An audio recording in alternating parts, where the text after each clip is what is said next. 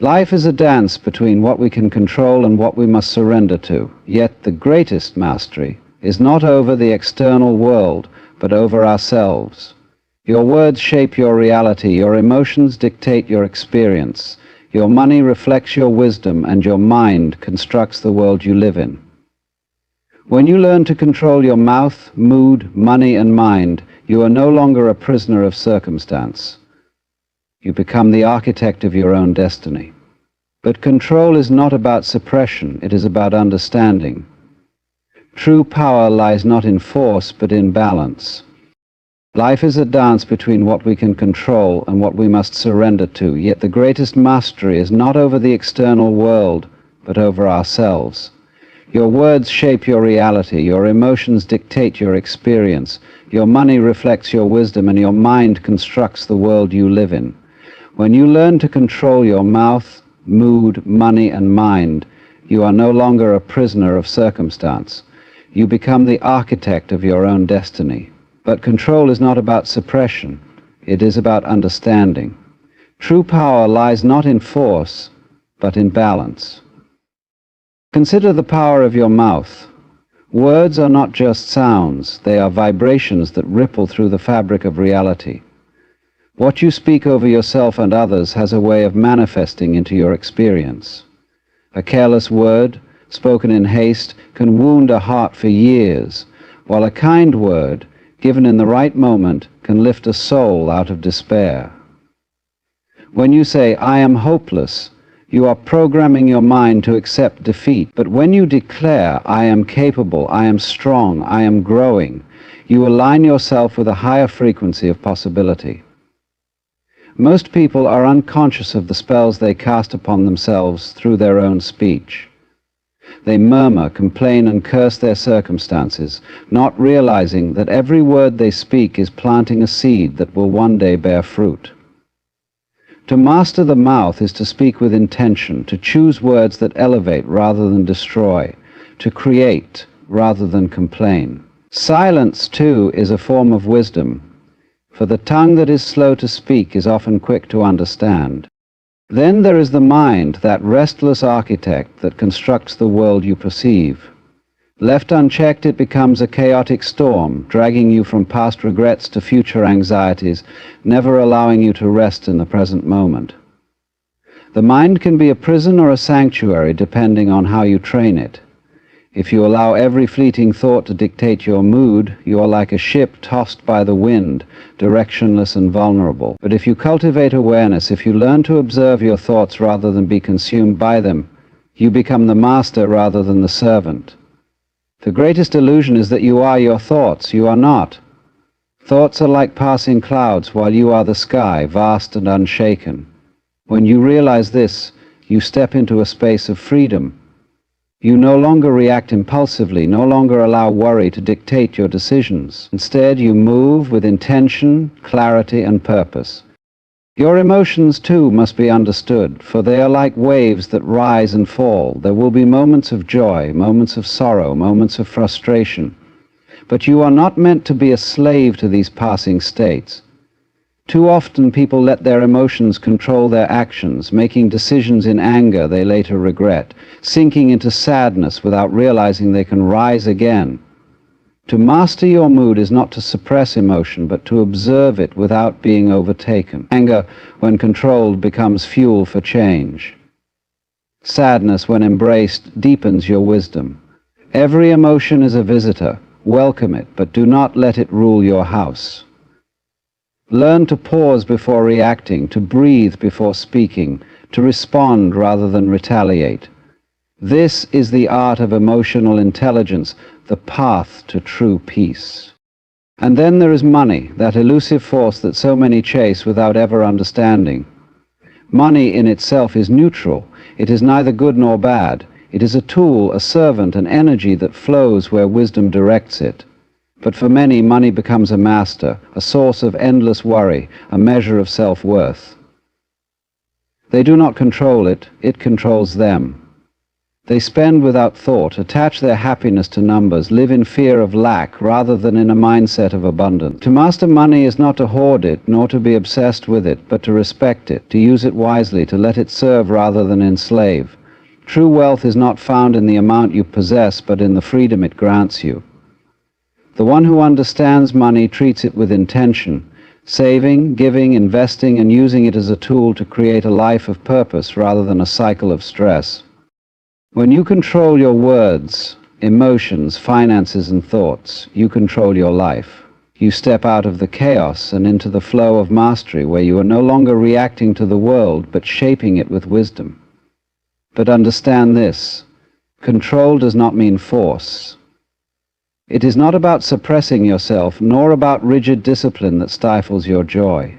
It is about balance, about awareness, about moving through life with grace rather than struggle. The one who controls these four elements, mouth, mood, money, and mind, does not live as a prisoner of fate, but as a creator of destiny. And in that mastery, there is freedom. Your mind is your greatest ally or your worst enemy.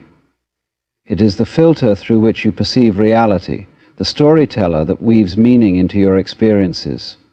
If left untamed, it will feed you fear, anxiety, and limitation, pulling you into illusions of lack and inadequacy. But when mastered, the mind becomes a powerful tool, a vehicle for transformation rather than self-destruction. Most people do not control their thoughts. Their thoughts control them. They are trapped in cycles of worry, replaying past failures or anticipating future misfortunes, never realizing that they are feeding the very fears that hold them back. The mind, like a wild horse, must be trained, not with force, but with patience, discipline, and awareness. When you realize that you are not your thoughts, but the observer of them, you step into a new level of clarity. You stop reacting impulsively. You stop believing every fearful story your mind tells you. Instead, you cultivate presence. You learn to let go of mental clutter, allowing only what serves you to take root. A trained mind creates a life of purpose, while an undisciplined mind creates chaos. Emotions and thoughts are deeply intertwined. If you do not master your mind, your emotions will master you. Have you noticed how a single thought can shift your entire mood? One memory of past embarrassment can flood your body with shame. One worry about the future can make your heart race with anxiety. The power of emotions is immense, yet most people let them run wild. They lash out in anger, drown in sadness, or allow fear to paralyze them. But emotions, like thoughts, are not meant to be obeyed blindly. They are signals, not dictators. When anger rises, it is a call to pay attention. What is truly bothering you? When sadness comes, it is an invitation to reflect. What must be healed? The problem is not the emotion itself, but the way we react to it. Mastery over emotions does not mean suppression. It means understanding. It means pausing before responding, choosing how to act rather than reacting on impulse. It means allowing emotions to pass through you without letting them take over. The one who controls their emotions controls their actions, and the one who controls their actions shapes their destiny. And then there is money, the thing so many chase yet so few understand. Money is not merely paper or numbers. It is energy. It flows, it moves, it is attracted or repelled based on your mindset and habits. If you fear losing money, you will cling to it desperately, and in doing so you block the flow of abundance. If you spend without thought, seeking fleeting pleasure, you will always feel empty, no matter how much you earn. Money is not meant to be worshipped, nor is it meant to be wasted. It is a servant, not a master. Those who control their money do not let greed, fear, or recklessness dictate their financial decisions. They respect money, they use it wisely, they understand that true wealth is not found in numbers alone, but in the freedom and opportunities it brings.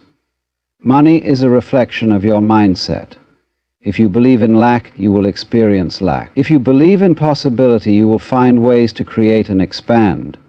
The key is not to obsess over money, but to develop wisdom in handling it, to be intentional with how you earn, spend, and invest. A person who understands money does not chase it.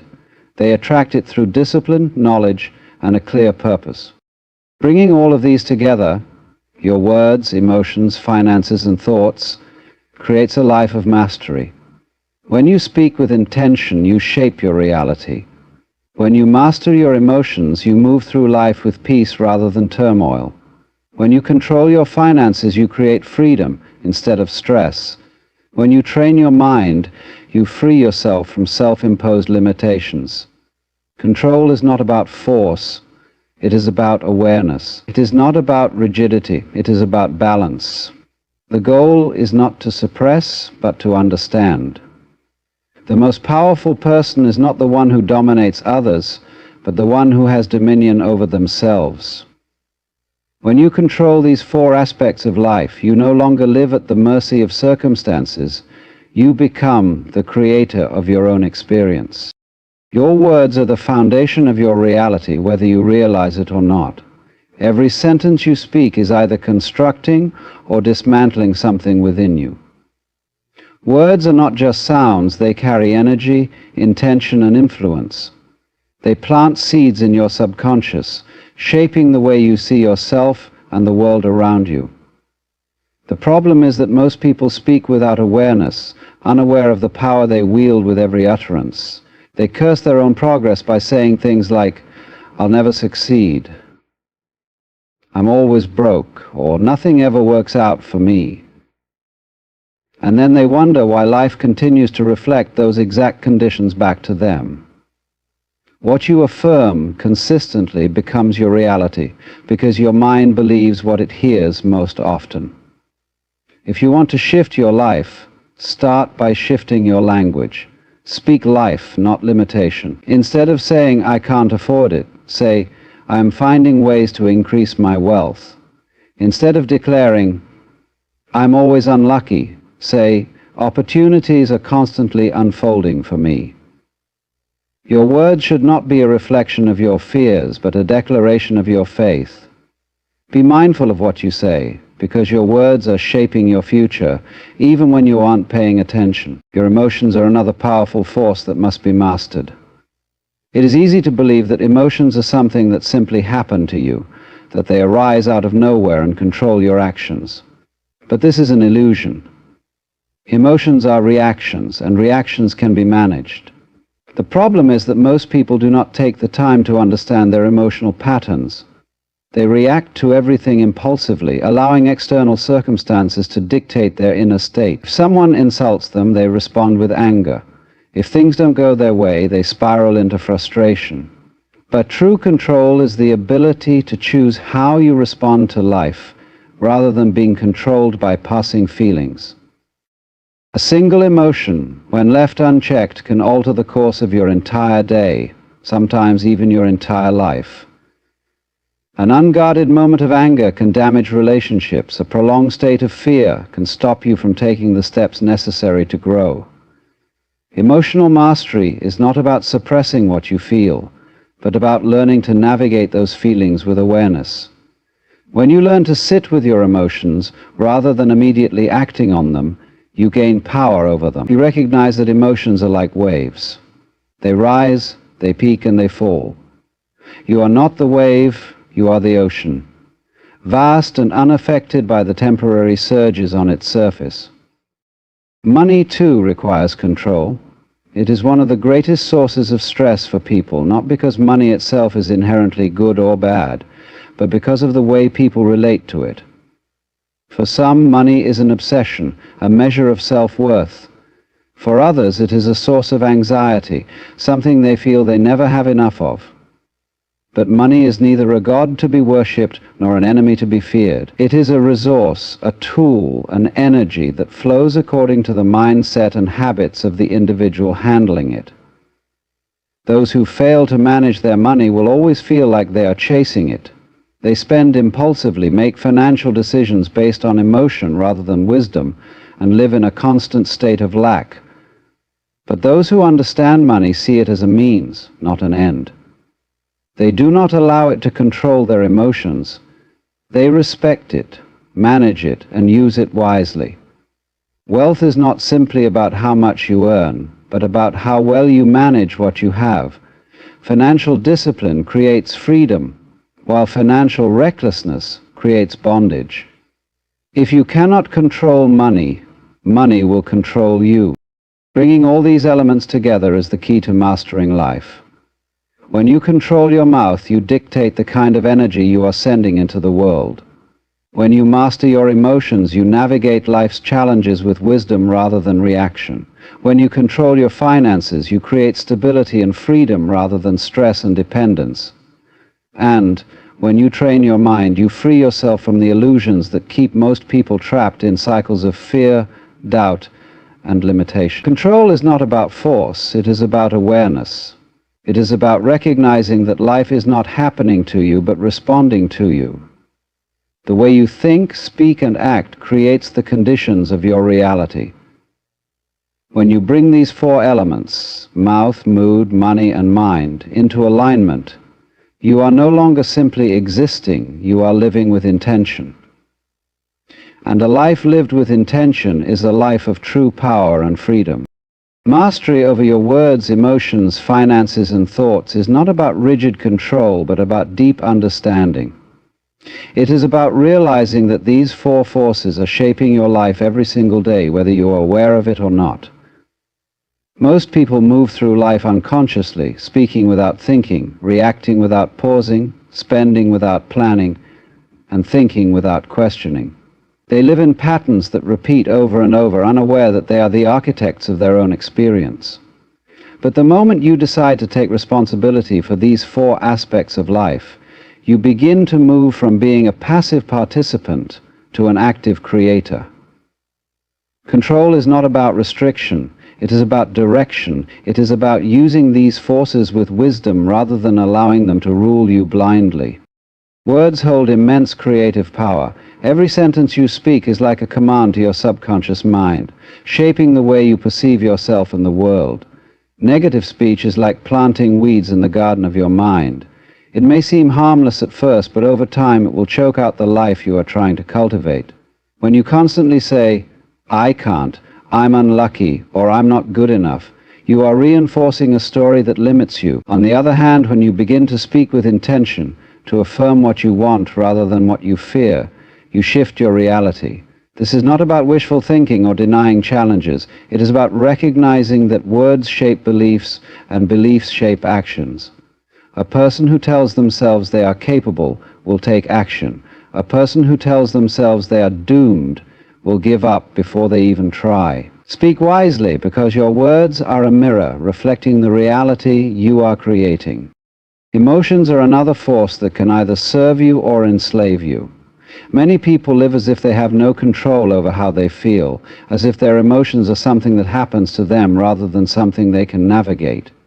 They allow anger, sadness, or fear to dictate their behavior, making decisions in the heat of emotion that they later regret. But emotions, like waves, rise and fall. They are temporary, yet many people allow them to create permanent consequences. The key is not to suppress emotions, but to observe them.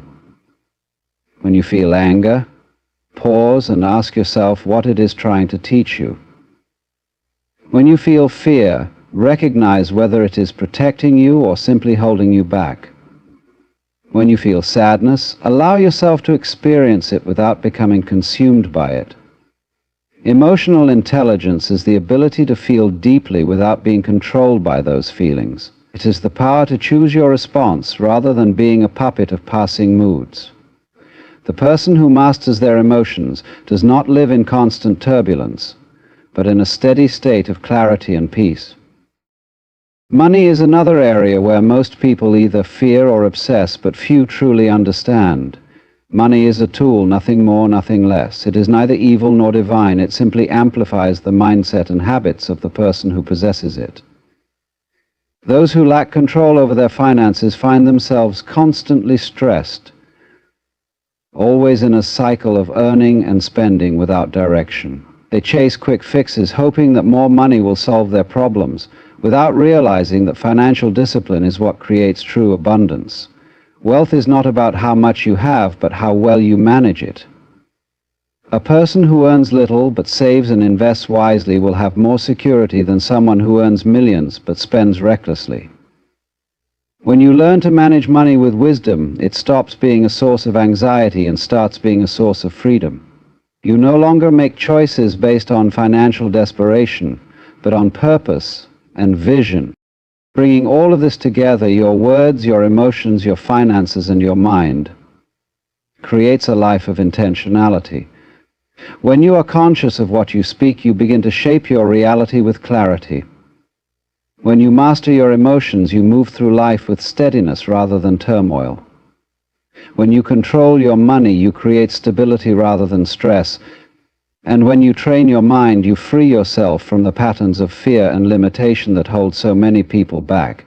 Control is not about force, it is about flow. It is about learning to direct these powerful forces rather than letting them direct you. When you gain mastery over these four elements, life no longer feels chaotic or unpredictable. You realize that you are not at the mercy of circumstances, but in command of how you experience them. And in that realization, you find true power and freedom. Mastering your words, emotions, finances, and thoughts is not about restriction but liberation. It is not about force but flow. The person who learns to guide these four elements with wisdom moves through life with a sense of purpose rather than drifting in chaos. Most people, however, live reactively. They say whatever comes to mind without considering the impact of their words. They allow emotions to dictate their decisions without pausing to reflect. They spend money as if it has no consequence, then wonder why they are trapped in financial stress. They let their minds run wild with fear, doubt, and regret, never questioning whether those thoughts serve them. But the moment you take responsibility for these aspects of your life, you reclaim your power. You become the author of your story rather than a character in a script written by unconscious habits. Your words are a creative force. Every time you speak, you reinforce a reality, either one of possibility or one of limitation. If you constantly complain about your struggles, you feed those struggles with energy.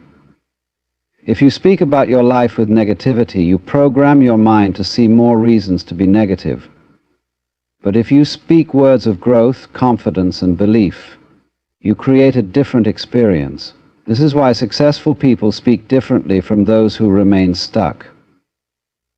They do not dwell on what is wrong, they focus on what can be done. They do not affirm failure, they affirm progress. Your words shape your identity. If you repeatedly tell yourself, I am capable, you start acting accordingly.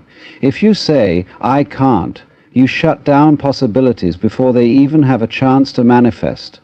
The way you speak about your life determines how you experience it. Be intentional with your words, for they are the seeds of your future.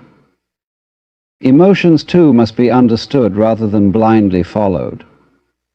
Most people are controlled by their feelings, reacting impulsively to whatever arises. They get angry and lash out. They feel sad and withdraw from life. They feel fear and refuse to step forward. But emotions are not meant to be masters, they are messengers. They provide insight, but they should not dictate your behavior. When you feel anger, it does not mean you must attack. When you feel sadness, it does not mean you must give up. When you feel fear, it does not mean you must retreat. Instead, pause and observe. What is this emotion telling you? What is it pointing toward? Responding to emotions with awareness rather than impulse is the key to mastery.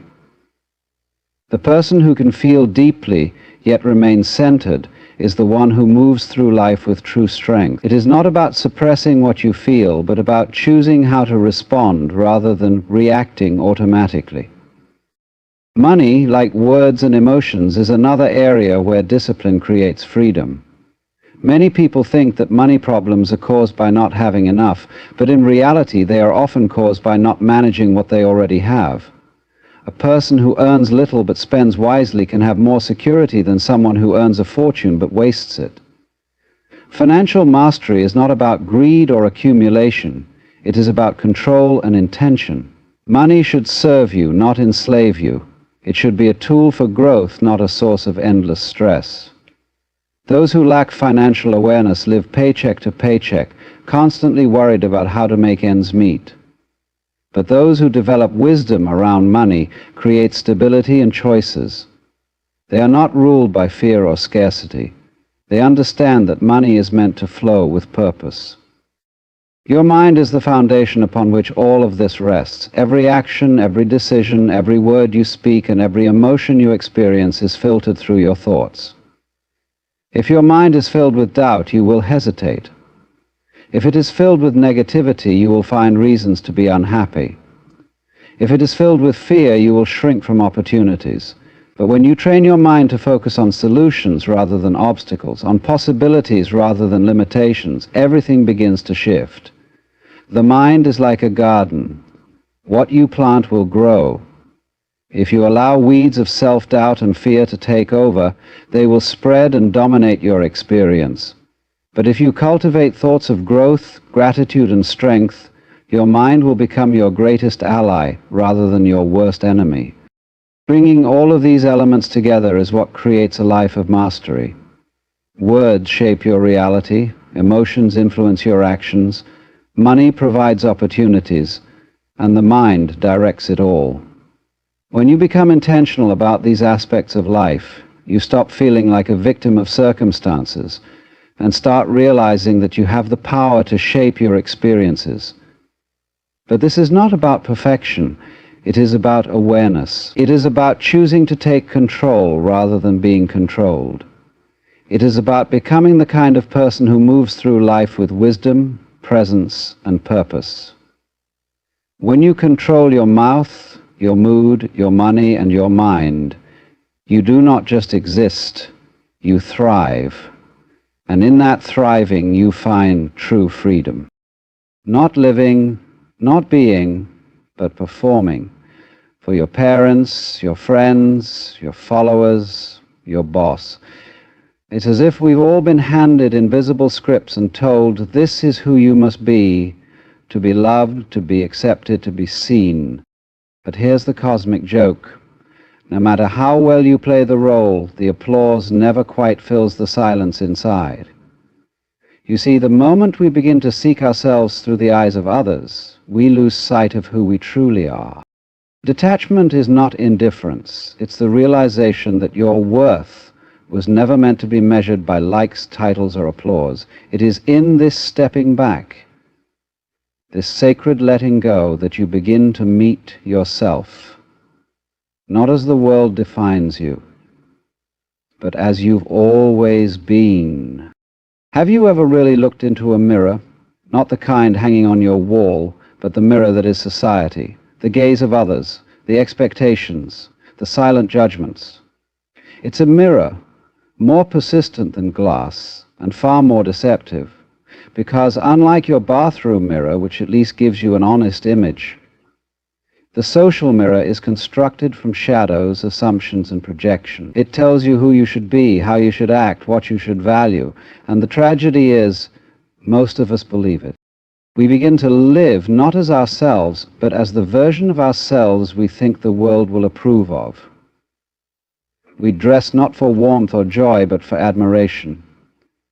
We speak not from the heart, but from a script rehearsed over years of fearing rejection.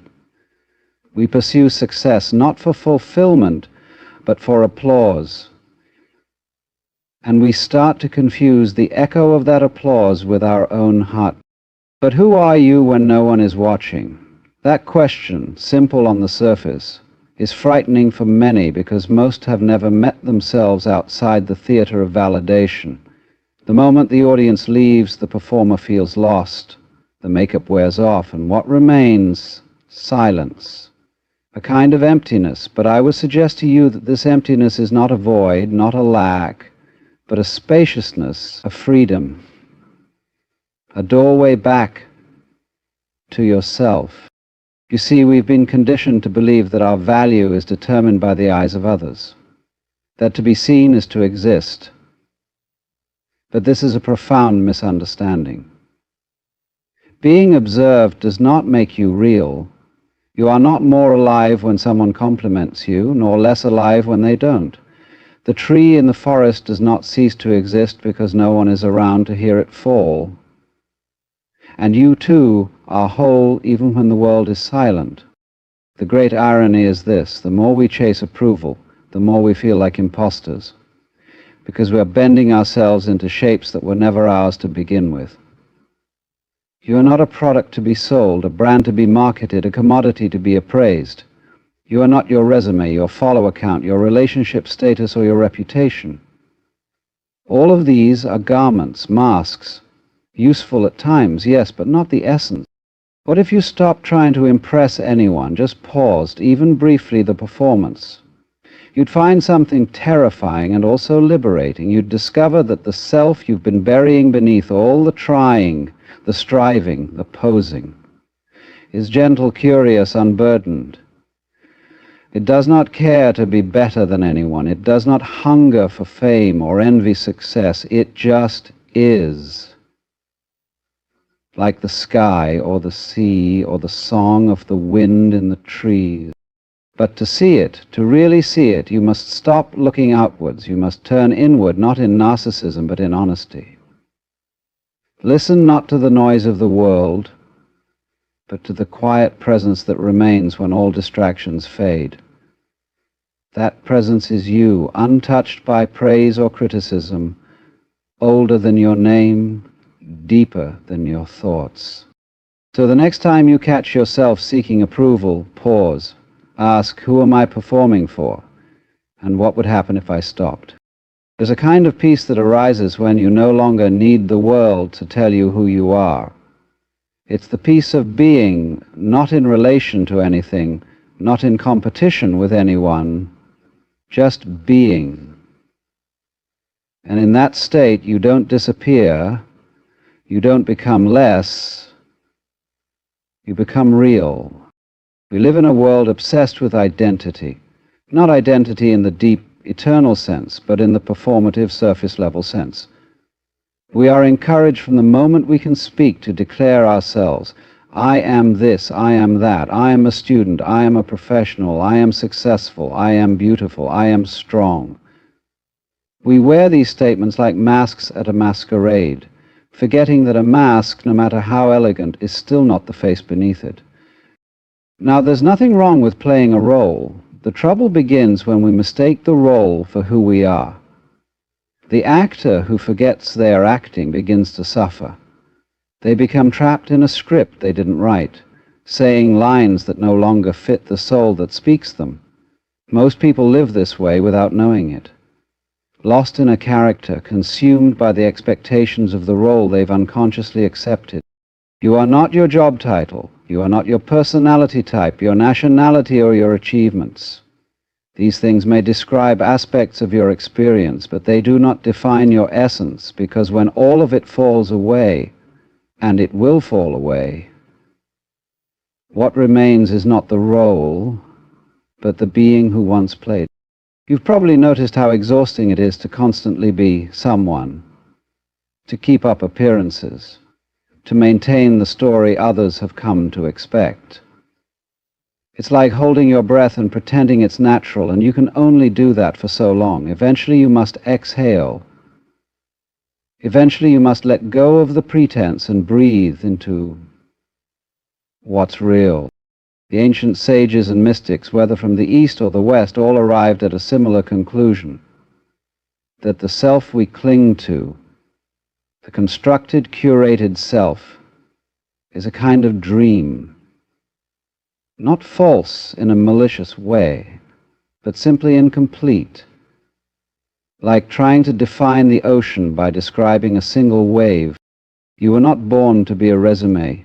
You were not born to be a character in someone else's narrative. You were born to experience, to feel, to wonder, to laugh and to cry and to marvel at the great mystery of being alive. And yet, we let all of that be eclipsed by the performance of identity.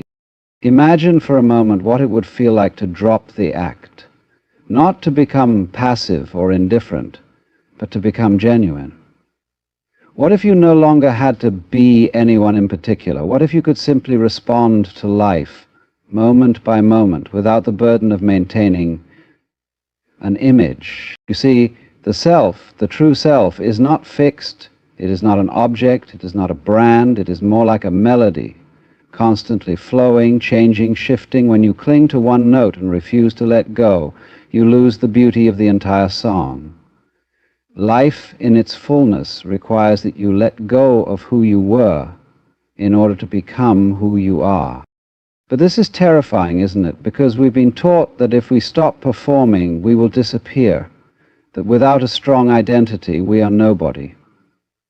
But in truth, it is only when we shed the identity that we glimpse what lies beyond it.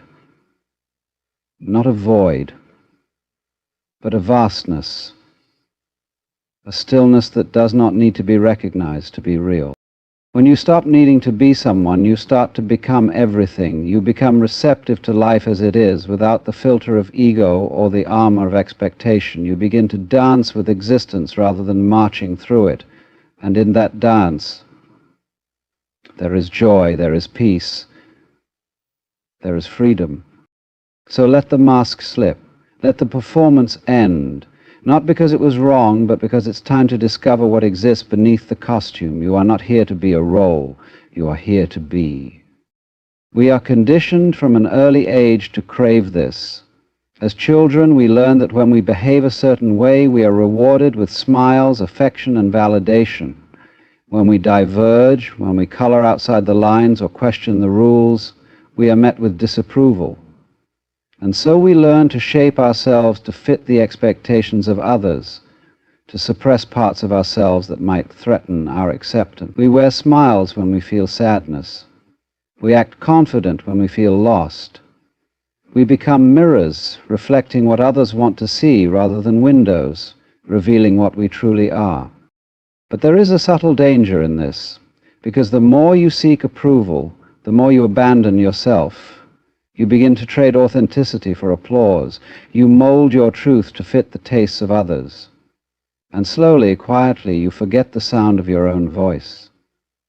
You become dependent, like a leaf blown about by the winds of public opinion. Never still, never grounded, always at the mercy of the next judgment, the next opinion, the next glance. To be free, truly free, is to no longer be addicted to how others see you. It's not that you become rude or indifferent.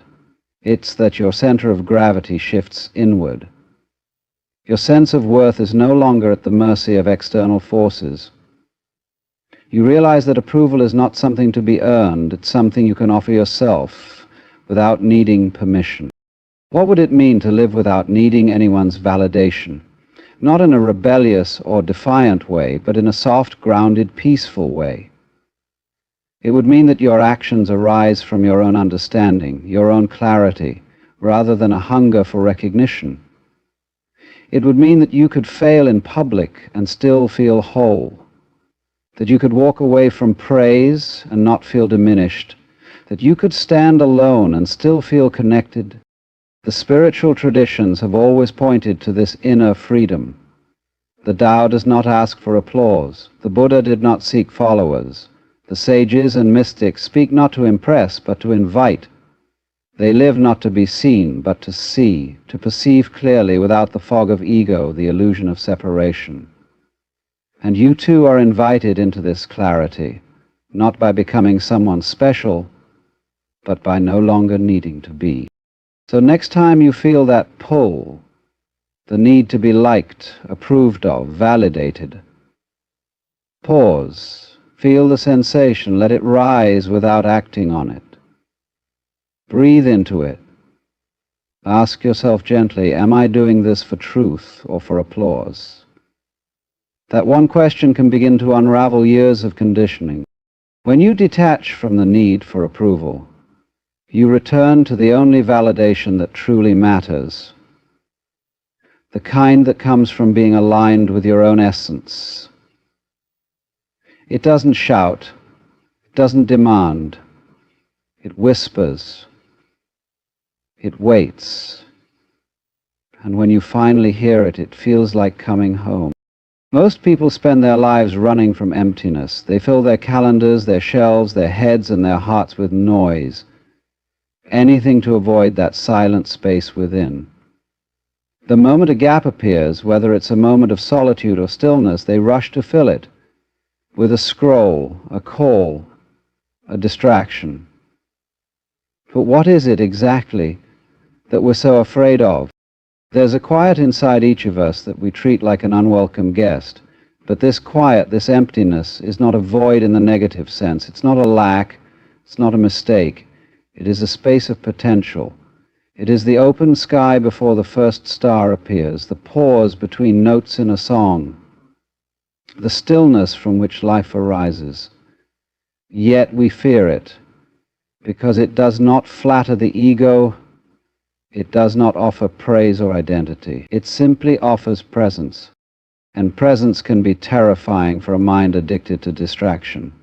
You see, when everything else is stripped away, and we're not being productive, not being liked, not being needed, what's left? Most people believe that what remains is nothing, and that this nothingness is to be avoided at all costs. But I'd say quite the opposite. What remains is not nothing, but everything. It's who you are before the world told you who to be. In this emptiness, there are no roles, no personas, no masks. Just awareness, just being. And for the ego, who thrives on identity and narrative, this feels like death, but it's not death. It's a homecoming. The ego fears it because it cannot survive there, but your soul, your essence, it rejoices. What happens when you stop filling every silence with sound, every space with something to prove? You begin to hear yourself. Not the version of you who is trying to win or impress, but the you who simply is. And what you find may surprise you. You may find that beneath all the effort, all the striving, there is a peace that asks for nothing, a joy that is not dependent on circumstances, a love that exists even when there's no one else in the room. We've been told to fear loneliness, to treat it like an illness. But solitude is not the same as loneliness. Solitude is the soil in which self-awareness grows. When you're alone, not lonely, but truly alone, you are no longer being edited by the gaze of others. You are no longer a reflection, but the thing itself. That's when you begin to sense the vastness of your own being. That's when the emptiness becomes full. The irony is, when you finally stop running from the void, it stops being a void. It becomes the most intimate space of all, a sacred silence, a soft spaciousness where your thoughts settle, your breath deepens, and your sense of separation dissolves. In that space, you are not this or that, you are not defined, and that is more than enough.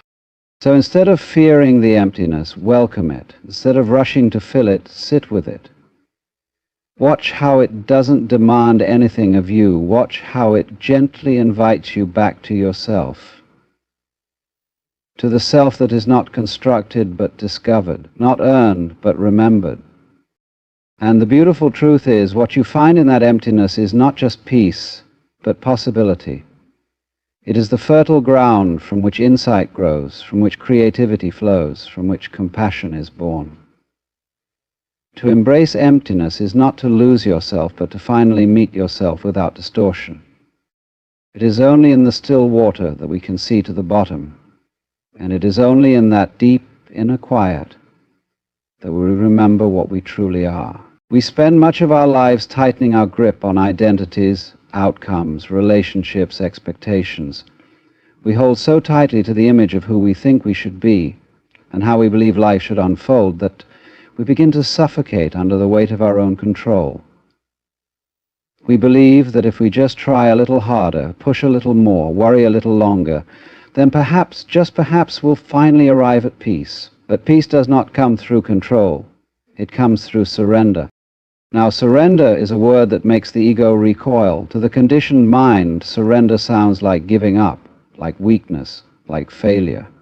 But in truth, surrender is not the collapse of will, but the alignment with a deeper intelligence. It is not passivity, but participation with the rhythm of life itself. It is the realization that you were never meant to carry everything alone, never meant to orchestrate the entire universe through the narrow lens of personal desire. When you let go of the need to be seen a certain way, you begin to live in a way that's real. When you surrender the chase for validation, for status, for being enough, you discover you've always been whole. You were just too busy pretending to notice. The armor you wear to protect yourself from rejection is the very thing that keeps love out. The walls you build to appear invulnerable become the prison in which you forget your own softness. But what if you let all that fall away? What if, instead of striving to become, you simply allowed yourself to be? What if you stopped trying to impress and started to express? Not to convince anyone of your worth, but to share your presence without needing it to be approved. Surrender is the art of stepping aside, of allowing life to move through you rather than constantly trying to direct the current. Imagine a river. It doesn't need to push the water forward, it flows naturally. The effort comes when you try to swim upstream, to control the uncontrollable, to dictate the terms of existence. But life is not interested in your script. Life is interested in your presence, in your openness, in your willingness to dance, rather than drag your feet through the music. This doesn't mean that you do nothing. It means you act without clinging, you speak without performing, you live without pretending. And in that way you become untouchable, not because you're armored, but because you are no longer playing the game of approval and rejection. You are free because you have nothing to prove. You are at peace because you are not resisting what is. There is great wisdom in knowing when to step back, when to stop fixing, stop forcing, stop faking. Sometimes the most powerful thing you can do is to let go. To say, I don't know where this is going, but I trust the unfolding. But that's not giving up. That's coming alive, because when you stop clinging to your image, your status, your story, you begin to feel life in its raw, sacred immediacy. You are not here to be perfect. You are not here to be impressive. You are here to be real. And being real means being present with what is, without judgment, without defense, without pretense. That is the heart of surrender, and in that surrender, something extraordinary happens. You begin to live not as an effort, but as a flow. You begin to feel a kind of ease that no achievement can offer, a kind of joy that no approval can match. Let it all go, not because it doesn't matter, but because you do. And what you truly are needs no adornment, no applause, no justification. It just needs space to be. And in that space you are finally free.